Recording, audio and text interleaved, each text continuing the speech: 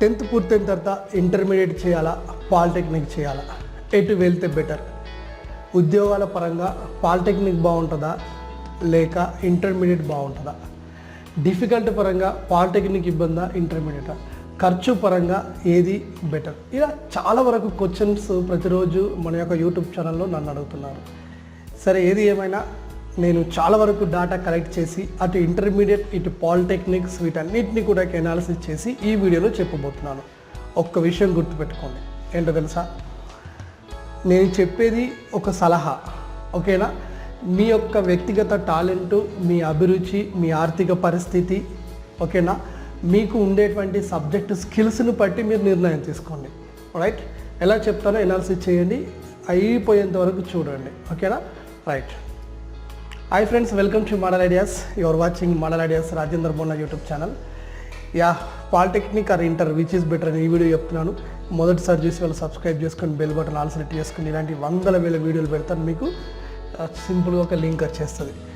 Right, okay. Polytechnic బెటరా sir, intermediate బెటరా sir?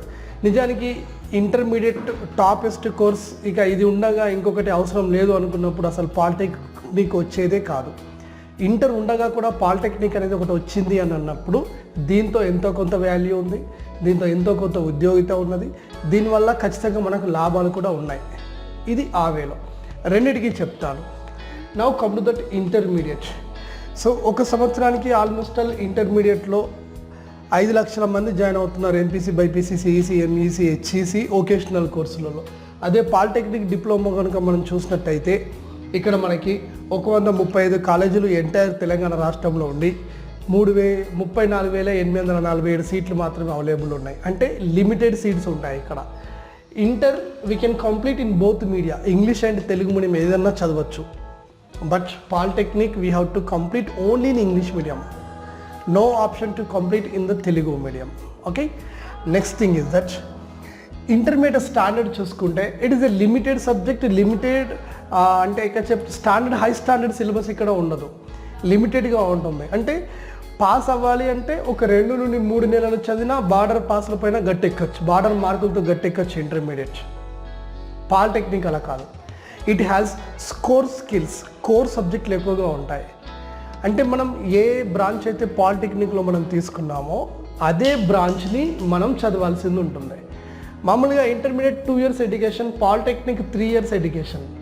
Inter తర్వాత డిగ్రీ అలాంటి దాంట్లో వెళ్ళొచ్చు, పాలిటెక్నిక్ తర్వాత డిగ్రీ రావచ్చు, కొన్ని కోర్సులకు మాత్రం అవైలబుల్ ఉంటుంది, లేదంటే మళ్ళీ మనం బీటెక్లోకి వెళ్ళొచ్చు. ఇప్పుడు ఈ యొక్క కోర్సు స్టాండర్డ్స్ గురించి మాట్లాడుతున్నాం కాబట్టి ఇంటర్మీడియట్ 2 years ఎడ్యుకేషన్లో physics, chemistry, mathematics, mostly engineering విభాగంలో రావాల్సిన వాళ్ళైతే ఇవి చెప్తున్నాను. ఇక్కడ ఉంటుంది లిమిటెడ్, కొంతవరకు అవి మరీ హెవీ సిలబస్ అయితే కాదు.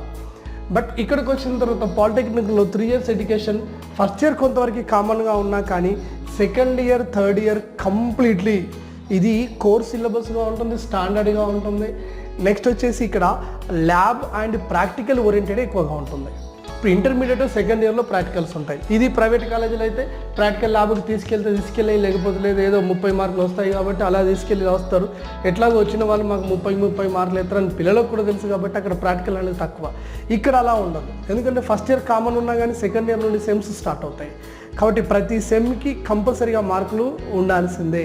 కాబట్టి ఇక్కడ ప్రాక్టికల్ నాలెడ్జ్ అనేది ఎక్కువగా ఉంటుంది. ఇక ఇంటర్మీడియట్తో ఎంపీసీ, బైపీసీ, సిఈసీ, ఎంఈసీ మీరు ఏదో ఒకటి చేసుకొని మీ ఇంట్రెస్ట్ ఉన్న దాంట్లో వెళ్ళొచ్చు.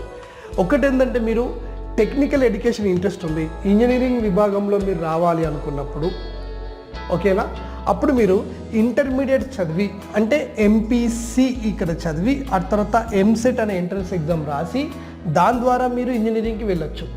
సో ఇంటర్మీడియట్ 2 సంవత్సరాల ఎడ్యుకేషన్ తర్వాత, ఓకేనా, 2 years ఇంటర్మీడియట్ ఎడ్యుకేషన్ తర్వాత మళ్ళీ ఎంసెట్ అనే ఎగ్జామ్ రాసి ఆ తర్వాత 4 years ఇంజనీరింగ్ చదవాలి. ఓవరాల్గా చూసుకుంటే అకాడమిక్ పరంగా 6 years ఉంటుంది. అదే పాలిటెక్నిక్ అయితే డైరెక్ట్గా 10th తర్వాత 3 సంవత్సరాలు పాలిటెక్నిక్ చదివి లాటరల్ ఎంట్రీ ద్వారా ఇక్కడ ఒక ఎంట్రన్స్ ఎగ్జామ్ ఉంటుంది, ఈ సెట్ అనే ఎంట్రన్స్ ఎగ్జామ్ రాసి ఈ 18 సెట్ ఎంట్రన్స్ ఎగ్జామ్లో వచ్చినటువంటి ర్యాంకుని బట్టి మళ్ళీ మనం బీటెక్ సెకండ్ ఇయర్లో జాయిన్ అయ్యి మళ్ళీ 3 years చదివి 6 yearsలో పూర్తి చేయొచ్చు. అంటే ఏ రకంగా చూసినా అకాడమిక్ పరంగా కాలాన్ని బడితే 2 సేమే, కానీ నాలెడ్జ్లో చాలా తేడా ఉంటుంది. ఎందుకంటే ఇంటర్మీడియట్ 2 సంవత్సరాలు చదివిన వాళ్ళు ఎంసెట్ ఎంట్రన్స్ ఎగ్జామ్ రాసి మళ్ళీ బీటెక్ ఫస్ట్ ఇయర్కి వచ్చాక ఫస్ట్ ఇయర్లో కామన్ సిలబసే ఉన్న సెకండ్ ఇయర్లో మాత్రమే వీళ్ళు కోర్ సబ్జెక్ట్ చదువుతారు. Second year, third year, B Tech fourth year, అంటే సెకండ్, థర్డ్, ఫోర్త్ ఈ 3 సంవత్సరాల్లో కోర్ సబ్జెక్ట్ అంటే ఏంటంటే వీళ్ళు ఏ బ్రాంచ్ని అయితే సెలెక్ట్ చేసుకుంటున్నారో ఆ బ్రాంచ్ యొక్క మెయిన్ సబ్జెక్ట్ని సెకండ్ ఇయర్లో డెప్త్గా చదువుతారు. కానీ పాలిటెక్నిక్ వాళ్ళు ఆల్రెడీ 3 సంవత్సరాలు అదే సబ్జెక్ట్ని చదివి బీటెక్ సెకండ్ ఇయర్లో జాయిన్ అవుతారు. అంటే ఆటోమేటిక్గా వాళ్ళు ఇంజనీరింగ్లో 4th ఇయర్లో వచ్చినట్టు లెక్క.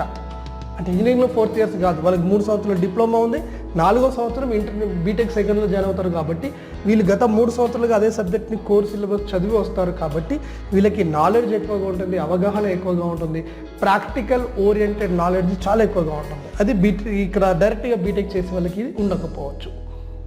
సో ఇలా కొన్ని అక్కడ మైనస్లు ప్లస్లు, ఇక్కడ మైనస్లు ప్లస్లు కొన్ని ఉంటాయి.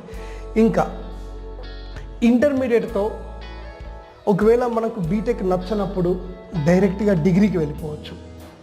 ఓకే, అంటే ఎంసెట్ ద్వారా మొదట్లో మనం ఇంజనీరింగ్ అని అనుకున్నాడు పిల్లాడు, ఇంటర్మీడియట్లో తన పర్ఫార్మెన్స్ ఏదంటే గోల్ చేంజ్ అయిందా ఏదో అనుకోండి, అప్పుడు ఇంటర్ తర్వాత ఏం చేస్తాడు, మళ్ళీ ఎంసెట్ ఎగ్జామ్ రాస్తాడు, వీలైతే ఇంజనీరింగ్కి వెళ్తాడు. ఇంజనీరింగ్ వద్దనుకున్నప్పుడు ఇదే ఎంపీసీ ద్వారా ఓకేనా ఇంకా వేరే రూట్లో ఏంటిది ఫార్మసీకి వెళ్ళిపోవచ్చు.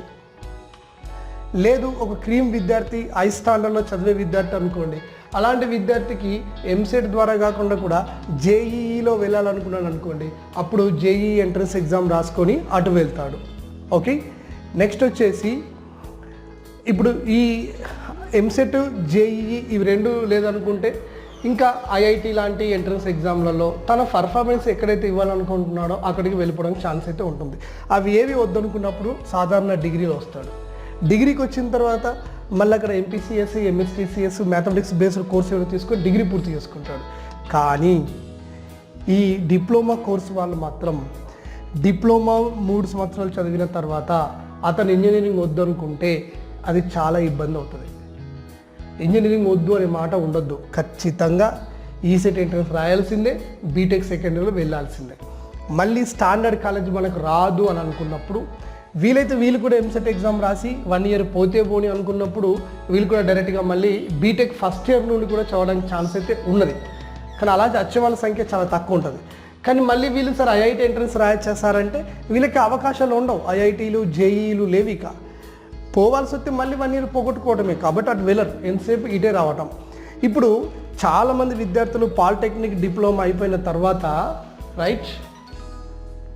తర్వాత నెక్స్ట్ వీళ్ళంతా ఎటు వస్తున్నారు అని అంటే ఈసెట్ రాసి బీటెక్లోకి వెళ్ళే వాళ్ళ సంఖ్య కూడా తగ్గుతుంది. అంటే ముందు మనం పాలిటెక్నిక్ రావాలి అంటే ఫస్ట్ మీరు ఎలా చదువుతారు అనేది మీరు ఒక విధానం గుర్తుపెట్టుకోవాలి. 10వ తరగతి వరకు మీ స్టాండర్డ్స్ ఎలాంటివి, ఎవరో ఒకళ్ళు చెప్పగానే పాలిటెక్నిక్ వెళ్ళు అని ఇంట్లో ఉన్న చెప్పగానే వెళ్ళిపోవడం, ఉచితంగా సలహాలు ఇచ్చే అక్కయ్యలు, అన్నయ్యలు, బాబాయ్లు, పిన్నీలు, ఆర్ఎంపీ డాక్టర్లు ఊళ్ళో మస్తు మంది ఉంటారు, చాలామంది ఉంటారు. ఇలాంటి వాళ్ళు వచ్చి ఏదో ఒకటి చెప్పగానే వాళ్ళ మాటల్ని నమ్మి వెబ్ ఆప్షన్స్ ఇచ్చుకోవడము, ఆ తర్వాత పాలిటెక్నిక్లోకి వెళ్ళిపోయి జాయిన్ అవ్వడము, ఇలాంటివి అసలే చేయకండి. ఇలా చేస్తే మీకు పూడ్చుకోలేని నష్టం కూడా జరుగుతుంది. ఎందుకంటే పాలిటెక్నిక్ అయితే జాబ్ వస్తుందట సార్, గుర్తుపెట్టుకోండి, జాబ్ కంప్లీట్లీ ఇది 3 విభాగాలపైన ఆధారపడుతుందండి. ఓకేనా, ఒకటి నువ్వు చదివిన కోర్సు, రెండోది నీ అకాడమిక్ కోర్సు, మూడోది నీ స్కిల్స్. వీళ్ళన్నిటికంటే ముఖ్యం నీ స్కిల్స్. నీకు స్కిల్స్ ఉంటేనే నీకు ఉద్యోగం వస్తుంది.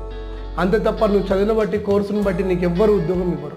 అంటే పలానా వాడు మెకానికల్ ఇంజనీర్ డిప్లొమా పూర్తి చేసేసాడు, రారా ఆయన ఇక్కడ ఉద్యోగం చేయడం ఇవ్వడనండి.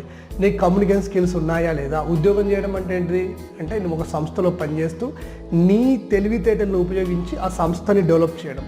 ఆ సంస్థని అభివృద్ధిలో నువ్వు భాగం అవ్వాలంటే నీ తెలివితేటలు, నీ కమ్యూనికేషన్ స్కిల్స్, నువ్వు మాట్లాడే విధానము, ఓకే, అన్నిటికంటే ముఖ్యం నీ ఓపిక, తక్కువ మాటలతో ఎక్కువ ఇన్ఫర్మేషన్ ఇవ్వడము, ఎస్ఏలు రాసేదాన్ని 3 సెంటెన్స్లలో ఇన్ఫర్మేషన్ చెప్పడము, మంచి నడవడిక, సత్ప్రవర్తన, ఇవన్నీ ఒక ఉద్యోగానికి కావాల్సినటువంటి మేజర్ లక్షణాలు. దీని తర్వాతనే నీ ఎడ్యుకేషన్, దీని తర్వాతనే నీకు ఇంకేమైనా ఉంటాయి. కాబట్టి ఇవి డెవలప్ చేసుకోవాలి అంతే తప్ప. చాలామంది నాకు కామెంట్లు అడుగుతారు, సార్ నేను ఇంటర్ ఎంపీసీ చేస్తే ఉద్యోగం వస్తుందా సార్, ఇంజనీరింగ్ చేస్తే ఉద్యోగం వస్తుందా సార్?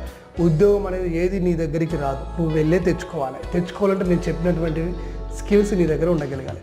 కాబట్టి మీరు 10వ తరగతిలో దేంట్లో మీకు ఇంట్రెస్ట్ ఉన్నది అని ముందు చూసుకోండి. ఫర్ ఎగ్జాంపుల్ మీరు మ్యాథమెటిక్స్ బాగా చేయగలరు అనుకుందాం, ఓకేనా. పాలిటెక్నిక్ మీరు ముందు డిసైడ్ అవ్వండి, కంపల్సరీగా నేను ఇంజనీరింగ్ చదువుతా, ఓకేనా, నాకు బీటెకే కావాలి, ఇంకా నాకు వేరే అవసరం లేదు అని అనుకున్నప్పుడు better to go to that, ఇదే వెళ్ళండి. ఎందుకంటే ఉద్యోగాల పరంగా చూసినా కానీ ఇంజనీరింగ్ విద్యార్థులకి అంటే ఇంటర్ ప్లస్ ఇంజనీరింగ్ విద్యార్థులకి పాలిటెక్ డిప్లొమా ప్లస్ ఇంజనీరింగ్ విద్యార్థులకి కంపేర్ చేస్తే ఎప్పుడు కూడా చాలా వరకు పాలిటెక్నిక్ విద్యార్థులకి ప్రాక్టికల్ నాలెడ్జ్ ఉంటుంది కాబట్టి ఉద్యోగాల పరంగా వీళ్ళు ముందర ఉంటారు. స్కిల్ ఉన్న వాళ్ళు అయితే వీళ్ళే ముందర ఉంటారు. ఎందుకంటే ఒక కంపెనీకి అనుభవం కావాలి, ఒక కంపెనీకి ఏ కంపెనీకైనా సమయం తక్కువ ఉంటుంది, వనరులు తక్కువగా ఉంటాయి, రిసోర్సెస్ తక్కువగా ఉంటాయి. కాబట్టి తక్కువ రిసోర్సెస్ని తక్కువ సమయంలో వాడుకొని ఎక్కువ అవుట్పుట్ తీసుకురావడమే మేనేజ్మెంట్. ఇలాంటి మేనేజ్మెంట్ ప్రాపర్గా జరగాలంటే అలాంటి వర్కర్స్ ఆ కంపెనీలో పనిచేయాలి. అందుకని చెప్పేసి డిప్లొమాలో వాళ్ళకున్న స్కిల్స్ని బేస్ చేసుకుని అవకాశాలు ఎక్కువగా ఉంటాయి. లేదు పాలిటెక్నిక్ డిప్లొమా అవ్వగానే డిప్లొమా వాళ్ళకి కూడా ఉద్యోగాలు ఆఫర్ చేసేవి చాలా ఉన్నాయి కోర్సెస్.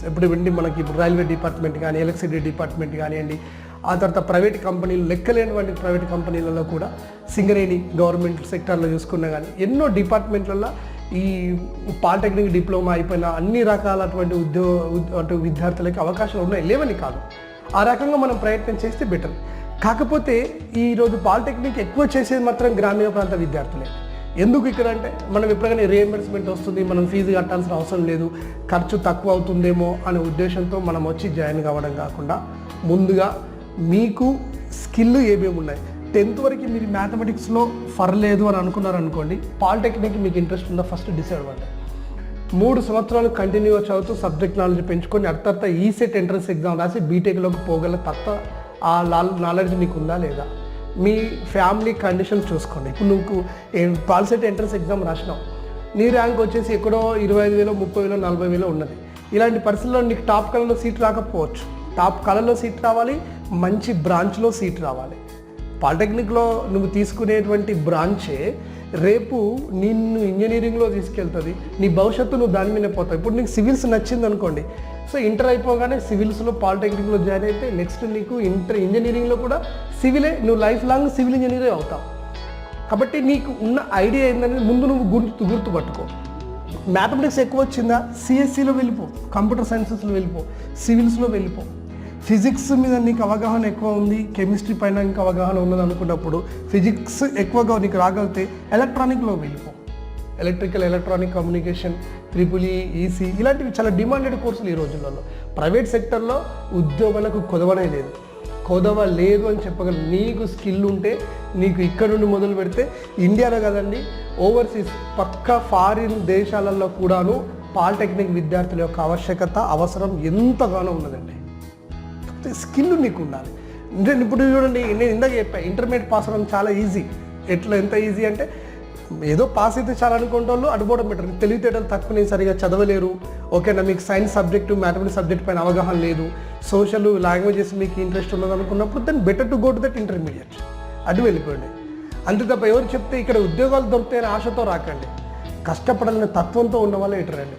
ఇప్పుడు మీరు 3 సంవత్సరాలు డిప్లొమా చదివారండి, రేపు ఈసెట్ ఎంట్రన్స్ ఎగ్జామ్ రాశారు, సీట్ రాలేదు, 1 year గ్యాప్ అవుతుంది. అంటే డిగ్రీ పోలేవు, డిగ్రీ పోతే మీకు డిగ్రీలో కొన్నిటికి కొందరికి అవకాశాలు ఉన్నాయి. ఆ గ్రూప్ చదివిన వాళ్ళు ఆ గ్రూప్లో వెళ్ళచ్చు, బీకామ్లో కొన్ని గ్రూప్లలోకి వెళ్ళొచ్చు. దీంట్లో పాలిటెక్నిక్లో ఏవైతే అగ్రికల్చర్ ఇంజనీరింగ్ తీసుకున్న వాళ్ళు అటు బీఎస్సీ బీజెడ్సీకి వెళ్ళొచ్చు. అలాంటివి ఉంటాయి. కొన్ని కోర్సులకి డిగ్రీ ఫస్ట్ ఇయర్లోనే జాయిన్ అవ్వాలి, కొన్ని కోర్సులకి సెకండ్ ఇయర్లో కూడా జాయిన్ అయ్యే అవకాశం ఉన్నది. అది యూనివర్సిటీని బట్టి దాని విధానం బట్టి ఉంటుంది. కాకపోతే మీకు ఏది లేకపోతే మధ్యలో ఆగిపోయి ఇక డిస్టెన్స్ డిగ్రీ మొదలు పెట్టారా, మీ చదువు వారికి ఆగిపోయినట్లు లెక్క. కాబట్టి మీరు పూర్తిగా ఆలోచించిన తర్వాతనే వెళ్ళండి. ఇంటర్ బెటరా ఇది బెటర్ అంటే నేను 2 బెటర్ అనే చెప్తాను, నువ్వు ఎలా వెళ్తావు అనేది నీ మీద ఆధారపడి ఉంటుంది. ఇప్పుడు నీకు మ్యాథమెటిక్స్ ఇంట్రెస్ట్ ఉన్నప్పుడు సిఎస్సిలో తీసుకుని అనుకోండి, 3 సంవత్సరాలు ఇక్కడ కష్టపడిన తర్వాత ఈ సెట్ ఎంట్రన్స్ ఎగ్జామ్ రాసి దాంతో మంచి కాలేజీలో నువ్వు సీట్ సాధించాలి. ఇప్పుడు నీకు పాలిసెట్ ఎంట్రన్స్ ఎగ్జామ్లో నీకు మంచి ర్యాంకు రానప్పుడు అప్పుడు మంచి కాలేజీలో సీట్ రాదు, నువ్వు కోరుకున్న బ్రాంచ్లో నీకు సీట్ రావాలి. ఇప్పుడు ఎప్పుడు కూడాను ఈరోజు ఇంజనీరింగ్ విద్యార్థులని ఒక సంవత్సరంలో మనకి దాదాపు మన ఇంజనీరింగ్ చూసుకుంటే 300+ కాలేజెస్ ఉన్నాయి. 110,880 సీట్లు ఈరోజు మనకు అవైలబుల్ ఉన్నాయి రాష్ట్రంలో. ఈ 110,000 మంది ఒక సంవత్సరానికి ఇంజనీరింగ్ వాళ్ళు బయటకు వస్తారంటే ఇంజనీరింగ్ విద్యలో కూడా 30% ఫెయిల్ ఉన్నారు. కాబట్టి ఇందులో నాకు తెలిసి 70,000 మంది బయటకు వస్తారు. ఈ 70,000 మంది ఇంజనీరింగ్ ఎవరైతే బయటకు వస్తున్నారో ఒక సంవత్సరానికి ఇంకా 1,00,000 మంది అనుకుందాం, ఇంకేనా వేరే వేరే సీట్లు కలిసి ఉన్నాయి. 1,00,000 మంది విద్యార్థులు ఈరోజు మనకు బయటకు రాగలిగితే ఈ 1,00,000 మందికి ఉద్యోగాల కల్పన జరగదు. ఓకేనా? కాబట్టి ఈ 1,00,000 మందిలో ఎవరైతే సబ్జెక్ట్ మీద నాలెడ్జ్ ఉండి కమ్యూనికేషన్ స్కిల్స్ ఉన్నాయో ఇలాంటి వాళ్ళు మాత్రమే రేపు ఉద్యోగాలకి అర్హత ఉంటారు. కంపెనీలు వాళ్ళ దగ్గరికి వచ్చి తీసుకుపోతాయి. పాలిటెక్నిక్ డిప్లొమా థర్డ్ ఇయర్ చదువుతున్నప్పుడు కూడా చాలా కంపెనీలు వాళ్ళని తీసుకెళ్తుంటాయి. ఇలా ఇంటర్మీడియట్ చదివి మనకు ఇక ఎంసెట్లో ర్యాంక్ రాలేదు, ఫార్మసీ చెయ్యను నేను, ఓకే, నెక్స్ట్ వచ్చేసి నాకు ఇంకా వేరే ఏ రూట్ ఇంట్రెస్ట్ లేదు అనుకున్నప్పుడు then you can go to the డిగ్రీకి వెళ్ళిపోవచ్చు. కానీ వీళ్ళకి అదంతా మళ్ళీ చాలా ప్రాబ్లమేటిక్ ఎక్కువగా ఉంటుంది, ఇబ్బందికరంగా ఉంటుంది. కొన్ని ప్రభుత్వ ఉద్యోగాలు ఇంటర్మీడియట్తో కూడా ఉంటాయి. ఏంటివి అంటే ముఖ్యంగా ఆర్మీ, నేవీ, ఎవరైతే 18 ఇయర్స్కి దగ్గరగా ఉంటారో పిల్లలు, స్ట్రాంగ్గా హైట్గా ఉండి మంచి ఓపిక నాలెడ్జ్ ఉన్న వాళ్ళకి త్రివిధ బలగాలలో స్టాఫ్ సెలక్షన్ కమిషన్ ఇలాంటి వాళ్ళకి ఉద్యోగాలు ఉన్నాయి. వీళ్ళకు పాలిటెక్నిక్ డిప్లొమాతో వీళ్ళకి కూడా ఉద్యోగాలు సపరేట్గా ఉంటాయి. ఎవరిది వాళ్ళకు ఉంటుంది, ఎవరి పని వాళ్ళది. కాకపోతే ఫిజికల్ వర్క్ ఎక్కువగా ఉంటుంది. మరి ఆడపిల్లలకి పాలిటెక్నిక్ సెట్ అవుతుంది. ఆడపిల్లలు పాలిటెక్నిక్ చేసిన తప్పలేదు, అన్ని రకాల గ్రూపులలో ఉన్నారు ఈరోజు ఆడపిల్లలు. మనకు ఒక సంవత్సరంలో ఇంజనీరింగ్ వాళ్ళు 1,00,000 మంది పూర్తి చేశారంటే అందులో సగం మంది కంటే ఎక్కువ కూడాను EC, electronic and communication, EEE, ఆ తర్వాత సిఎస్సి, మెకానికల్, ఈ 4 బ్రాంచులలో సివిల్స్, ఈ బ్రాంచులలోనే సగం మంది ఉంటారు. ఇక మిగతా అడపాదడప ఏ పెట్రోకెమికల్లో లేకపోతే ఇంకో జియో ఎర్తికల్లో లేకపోతే ఏ ఏరోనాటికల్ ఇంజనీరింగ్ ఇక్కడ మనకు కనబడుతూ ఉంటారు, టెక్స్టైల్ ఇంజనీరింగ్ అక్కడెక్కడ. కానీ ఎక్కువ మంది విద్యార్థులు మాత్రం మనకు కనిపించేది ఈ టాప్ 50% మాత్రం ఈ 4 గ్రూపులలోనే ఉంటారు. కాబట్టి ఈ 4 బ్రాంచ్ల మీట్లలో మీకు ఇంట్రెస్ట్ ఉండి అది మీరు ఇక్కడే ఇంటర్మీడియట్ నథింగ్ బట్ పాలిటెక్నిక్లోనే సెలెక్ట్ చేసుకుంటే దాన్ని మీకు మంచి అవగాహన రాగలిగితే అటు వెళ్ళొచ్చు. కానీ మీరు యావరేజ్గా చదివే విద్యార్థులు 10th చాలా కష్టం మీద బయటకు వచ్చేసారు. ఓకేనా? ఇలాంటి విద్యార్థులు ఎవరో చెప్తే వినకుండా మీరు ఇంటర్మీడియట్ చేసుకోవడం చాలా ఉత్తమం. ఎందుకంటే inter syllabus easy, polytechnic syllabus difficult. ఎందుకు డిఫికల్ట్ అంటే completely core subject, it is a technical education. Technical education నీకు టెక్నికల్ నాలెడ్జ్తో పాటు చాలా అవగాహన ఉండాలి. మళ్ళీ ఇంకొక ప్రాబ్లం కూడా ఉంది. ఇక్కడ మ్యాథమెటిక్స్ సరిగా రాని వాళ్ళు ఇందులో రాణించలేరు. పాలిటెక్నిక్లో 3-4 సబ్జెక్టులు ఆగిపోయినాయి అనుకోండి, అప్పుడు నువ్వు ఇంటర్ చేసినట్టు కాదు. అంటే నీ చదువు ఎన్నడూ కూడా పాలిటెక్నిక్ ఇంటర్తో ఈక్వల్ కాదు, ఇక అంతే సంగతి. కాబట్టి అది కూడా అర్థం చేసుకోవాలి. నీకు స్కిల్ ఉంటూనే ఇందులో రా. నేనైతే యావరేజ్గా చెప్తాను, ఒక 75% ఎబో నీకు టాలెంట్ ఉంది 10th అనుకుంటే నువ్వు దీంట్లోకి వస్తే బెటరే. సార్ నేను 65 ఎబో తెచ్చుకుంటానంటే కష్టపడే తత్వం ఉంటే ఓకే. కానీ నేను 50 బిలో ఉంటాను సార్ అనుకున్నప్పుడు better to go to that EAMCET. ఇంజనీరింగ్కు ఇట్లా ఇంటర్మీడియట్ చదువుకోవడం చాలా బెటర్ నీకు. ఎందుకంటే నీకు నాలెడ్జ్ తక్కువ ఉంది, నేను అంత కష్టపడలేను, నాకు అంత తొందరగా అర్థం కాదు, మ్యాథమెటిక్స్ రాదు, ఫిజిక్స్ రాదు, కెమిస్ట్రీ రాదు అని అనుకున్నప్పుడు ఇంటర్కి వెళ్ళు. ఇంటర్లో కూడా నీకు అదే పరిస్థితి ఉంది. రేపు 50%తో పాస్ అయితే డిగ్రీలో బీకామ్లోకి వచ్చేసి అకౌంటెన్సీ చేసుకో, మ్యాథ్స్ నీకు అక్కడ తగ్గుతుంది. లేదంటే BAతో ఇంకేదైనా వెళ్ళిపో, లేకపోతే ఇంకా నీకు డిమాండ్ ఉన్న కోర్సు నీకు ఒక స్కోప్ అనేది ఉంటుంది అక్కడ. కానీ ఇక్కడ అదేది ఉండదు. ఎందుకంటే నీకు టాలెంట్ తక్కువ ఉన్నప్పుడు it is very difficult to get the pass marks in that polytechnic. నువ్వు పాస్ అవడే కష్టం. ఒకవేళ పాస్ అయినా మళ్ళీ EEE ఆ తర్వాత ఈసెట్ ఎగ్జామ్ ఎట్లా ప్రిపేర్ అవుతావు? ఈసెట్ నుండి మళ్ళీ నువ్వు ఇంజనీరింగ్కి వెళ్ళాలంటే నీకున్న సీట్లు 34-35 వేల సీట్లే. ఇందులో టాప్ కల్లో నీకు సీట్లు అంటే నీ ర్యాంక్ ఎంత రావాలి? ఇవన్నీ నువ్వు ఆలోచించుకోవాలి. బట్ ఇక్కడికి వచ్చిన తర్వాత నేను ఏదో చేస్తానని కాకుండా ఇప్పుడు నీకు ఉంటే దాన్ని బేస్ చేసుకుని వెళ్తే పాలిటెక్నిక్ బెటర్.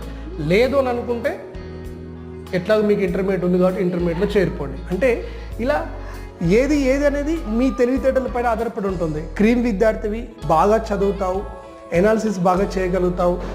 నేను ఇంటర్ 2 ఏళ్ళు చదివి 2 ఏళ్ళ తర్వాత బీటెక్లో వెళ్ళాలి ఎందుకు అనుకుంటే దెన్ జాయిన్ హియర్. పాలిటెక్నిక్లో ఇప్పుడు నీకు మంచి ర్యాంక్ వచ్చిందా, యూ కెన్ జాయిన్ హియర్. ఇక్కడే జాయిన్ అవ్వు. ఇక్కడే జాయిన్ అయిన తర్వాత దీని ద్వారా 3 సంవత్సరాలు ఇక్కడ కష్టపడి చదువు, నీ పర్ఫార్మెన్స్ను చూపియు.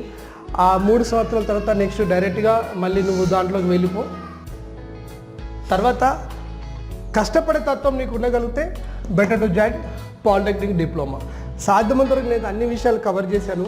ఇంటర్మీడియట్కి ఇక్కడికి తేడా, చదువుల పరంగా ఖర్చు పరంగా చూస్తే ఇంటర్మీడియట్ ఖర్చు అనేది ఒక దగ్గర తక్కువ, ఒక దగ్గర ఎక్కువ. పాలిటెక్నిక్ మాత్రం స్టాండర్డ్ ఖర్చు అనేది ఉంటుంది. అంటే ఫర్ ఎగ్జాంపుల్ గవర్నమెంట్ కాలేజ్లో నీకు ఇంటర్మీడియట్ సీట్ వచ్చింది అనుకోండి, సంవత్సరానికి నీకు 2-3 వేలు కూడా ఖర్చు ఉండదు. అది ఏ నారాయణ శ్రీ చైతన్య కాలేజ్లో నీవు EAMCET with EEE, EAMCET with JEE లేదా ఇంటర్ విత్ ఎంసెట్ ఇలాంటివి నువ్వు కనుక జాయిన్ అయినావు అనుకోండి, ఇక్కడ సంవత్సరానికి 3 లక్షలు అనేది ఉంటుంది. ఒక కాలేజీలో 1,00,000 రూపాయలు ఉంటుంది, ఒక కాలేజీలో 50,000 ఉంటుంది. పాలిటెక్నిక్లో మాత్రం కామన్గా ఈ టెక్నికల్ ఎడ్యుకేషన్ డిసైడ్ చేసినటువంటి ఫీ ఏదైతే ఉంటుందో ఆల్మోస్ట్ ఒక సంవత్సరానికి 17,000 18,000 రూపాయలు ఇట్లా ఏదైతే ఉంటుందో అదే ఫీజు ఉంటుంది. ఆ ఫీజు కూడా రియంబర్స్మెంట్ వస్తుంది కాబట్టి ఇక్కడ కొంతవరకు మనకి ఇబ్బంది ఉండదు. కాకపోతే ఇబ్బంది ఉన్నది. ఎక్కడ ఇబ్బంది ఉన్నది అంటే ఫర్ ఎగ్జాంపుల్ మనకు ఒక గవర్నమెంట్ కాలేజ్ సీట్ వచ్చింది, just we have to pay only 10,000 rupees for a year.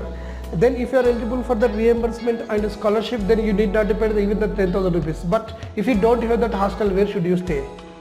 So at that time you need to pay to the hostel. Hostel కి నువ్వు కంపల్సరీగా డబ్బు కట్టాల్సిందే, ఆ డబ్బు నీ దగ్గర ఉండాల్సిందే. అలా చూసుకోవాలి. సో ఇంటర్మీడియట్కి ఖర్చు ఎక్కువనా పాలిటెక్నిక్ ఖర్చు ఎక్కువనా అనే రెండు మాటల్లో నీవు సీట్ వచ్చిన కాలేజీని బట్టి ఉంటుంది.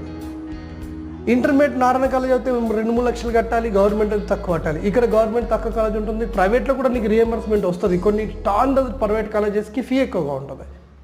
కాబట్టి ఎట్లా చూసినా దానికి దీనికి మనం ఫీ విషయంలో కొంచెం కంపేర్ చేసినా కానీ కొంతవరకు కాలేజీ నీకు ప్రైవేట్ వచ్చింది, సరైన వసతులు లేని కాలంలో వచ్చింది అన్నప్పుడు నీ ఖర్చు అయితే కంపల్సరీ ఎక్కువగానే ఉంటుంది పాలిటెక్నిక్లో. లేదు హై స్టాండర్డ్ కాలేజీ బాగుంది, రియంబర్స్మెంట్ ఫీజు అక్కడ తక్కువ ఉంది, నువ్వు చదివిన నీ వచ్చిన ర్యాంకుని బట్టి మంచి కాలేజ్ సీట్ వచ్చింది, టాప్ కాలేజ్ సీట్ వచ్చింది అనుకుంటే నీకు ఆ ఇబ్బంది కొంచెంవరకు ఫీజు నువ్వు తగ్గుతూ ఉంటుంది. సో లేదా ఒక దగ్గర గవర్నమెంట్ హాస్టల్ ఉంది, ఆల్రెడీ కాలేజ్ అటాచ్డ్ హాస్టల్ ఉంది, అందులో ఫ్రీ వచ్చేసింది నాకు అనుకుంటే అక్కడ ఫ్రీ ఉంటుంది. సో ఇలా దీనికి ఉంటుంది, దానికి ఉంటుంది. ఏది ఏమైనా ఫైనల్గా అయితే పాలిటెక్నిక్ డిప్లొమా 3 సంవత్సరాలు చేసి అటు తర్వాత నీకు మంచి స్కిల్ ఉండి ఈ సెట్లో ఎంట్రన్స్ ఎగ్జామ్లో నీ పర్ఫార్మెన్స్ బాగా చూపించి అటు తర్వాత నువ్వు ఇంజనీరింగ్లో పోతే ఖచ్చితంగా నీకు మంచి భవిష్యత్తు ఉంటుంది. ఎందుకు ఉంటుందంటే నీకు practical oriented knowledge, lab experience, ఓకేనా, ప్రతిదీ ఓన్గా నేర్చుకునే తత్వం మీకు ఉన్నది. కాబట్టి ఉద్యోగాలలో నువ్వు ఎప్పుడు బీటెక్ వాళ్ళకంటే ముందుంటావు, ఇంటర్మీడియట్ విత్ ఎంసెట్ వాళ్ళకంటే నువ్వు ముందుంటావు నాలెడ్జ్ ఉన్నప్పుడు. లేదు పాలిటెక్నిక్ ఫెయిల్ అయ్యే పరిస్థితి ఉన్నప్పుడు జీవితం అంధకారం అవుతుంది. నెక్స్ట్ ఇంకొక రూట్కి వెళ్ళాలంటే చాలా ప్రాబ్లం అవుతుంది పాలిటెక్నిక్ సబ్జెక్ట్ ఫెయిల్ పెట్టుకుంటే. లేదు ఫెయిల్ పెట్టుకోలే, పాస్ అయినవు ఏదో, ఆ తర్వాత ఈ సెట్లో ఎగ్జామ్ రాసినావు, ఈ సెట్ నుండి మీకు ఏ బీటెక్ సీట్ రాలే అన్నప్పుడు ఖచ్చితంగా నీకు ఇక్కడ 1 year గ్యాప్ వస్తుంది. ఆ గ్యాప్లో నువ్వు ఏ డిస్టెన్స్కి పోయినావంటే మళ్ళీ నీకు చాలా ఇబ్బందులు ఎదురవుతాయి. ఇవన్నింటినీ మనసులో గుర్తుపెట్టుకో. మళ్ళీ చదివే పాలిటెక్నిక్ కూడా ఆగమాగం చదవకుండా సబ్జెక్ట్ ఓరియంటెడ్గా ఉద్యోగ కల్పనే ధ్యేయంగా చదివితే నీ స్కిల్స్ నీకు ఓకేనా. లేదంటే ఇంటర్మీడియట్కి వెళ్ళిపో, అందరిలాగే నువ్వు కూడా 2 సంవత్సరాలు చదివేసేసి ఆ తర్వాత నిన్ను నువ్వు నిర్ణయించుకో, ఎంసెట్లు బాగా రాసుకో, మంచి మార్కులు తెచ్చుకో. ఇప్పుడు ఒకవేళ ఎంసెట్ నుండి ఇంజనీరింగ్ పోయే విద్యార్థులకి మ్యాథమెటిక్స్ హై స్టాండర్డ్లో 10th ఉంటుంది కాబట్టి వాళ్ళకి ఓకే. అదే పాలిటెక్నిక్ నుండి ఇంజనీరింగ్కి వెళ్ళారనుకోండి, వీళ్ళకి మ్యాథమెటిక్స్ తక్కువగా ఉంటుంది. కోర్ సబ్జెక్టు ఏదైతే ఉంటుందో వాళ్ళ యొక్క టెక్నికల్, అంటే మీరు మెకానికల్ తీసుకుంటే మెకానికలే చెప్తారు, ఎలక్ట్రానిక్స్ ఎక్కువ చెప్తారు. కాబట్టి వీళ్ళకి ఎంతో కొంత maths, physics, chemistry and subject వీళ్ళకి తగ్గుతాయి. కానీ వీళ్ళు మళ్ళీ బీటెక్ వెళ్ళిన తర్వాత బీటెక్లో మ్యాథమెటిక్స్ ఉండేసరికి వీళ్ళు చాలా ఇబ్బంది పడుతుంటారు. పాలిసెట్ వాళ్ళు ఎంత ఇబ్బంది అంటే అంత ఇబ్బంది పడతారు. కాబట్టి అట్లా కూడా చూసుకోవాలి, మీకు ఏది ఇంట్రెస్ట్ ఉందో చూసుకోవాలి. నీ చేతిలో సబ్జెక్ట్ ఉంది, మ్యాథమెటిక్స్ అవి బాగున్నాయి అనుకుని ఇటే పోండి. దయచేసి తల్లిదండ్రుల పిల్లల్ని బలవంతం చేసేసి ఎవరో చెప్పిన మాటలు, గుడ్డి మాటలు నమ్మేసేసి మంచి కెరీర్ కౌన్సిలర్ లేకుండా ఎలా పడితే అలా పంపిస్తే మీ పిల్లగాడు మీకు భవిష్యత్తులో భారమై కనబడతాడు తప్ప వారి జీవితాన్ని ప్రతిరోజు మిమ్మల్ని అంటే మీరేట నా జీవితం నాశనం, నాకు ఇష్టం లేకుండా నన్ను పంపారంటారు. కాబట్టి మీ ఆ స్కిల్లో ఇంట్రెస్ట్ ఉంటే ఇటే పంపండి. ఎందుకు ఈరోజు గ్రామీణ ప్రాంత పిల్లలు ఎక్కువగా పాలిటెక్నిక్లో వెళ్తున్నారంటే గ్రామీణ ప్రాంత పిల్లల యొక్క కోరిక బలంగా ఏముంటుందంటే నేను తొందరగా ఉద్యోగంలో సెట్ అవ్వాలి, నా ఫ్యామిలీలో నేను సెట్ చేయించాలి, తొందరగా డబ్బులు సంపాదించాలి అనేటువంటి కోరిక బలంగా ఉంటుంది. ఆగంగా తిరిగేటోడు వేరు. సిటీలలో ఉండేసి వాళ్ళకి వెళ్ళండి ఎలాగో డబ్బు ఉంటుంది కాబట్టి ఇంతకంటే మంచి కాలేజీలో నేను నా కొడుకుని చదివించగలుగుతాను వాళ్ళు అనుకుంటారు. కాబట్టి అందుకే వాళ్ళు ఇంటర్మీడియట్ ఎక్కువగా ప్రియారిటీ ఇస్తారు. సో ఈ రెండింటిని బట్టి మీరు నిర్ణయం తీసుకోండి. మీకు ఇంకేమైనా డౌట్ ఉంటే, ఇంత ఎక్స్ప్లెయిన్ చేసినా అయినా మీకు డౌట్ ఉంటే మీరు కింద కామెంట్ బాక్స్లో కామెంట్ చేయండి. నేను తప్పకుండా మీకు ఆన్సర్ ఇచ్చే ప్రయత్నం చేస్తాను. ఓకేనా? Thank you and all the best.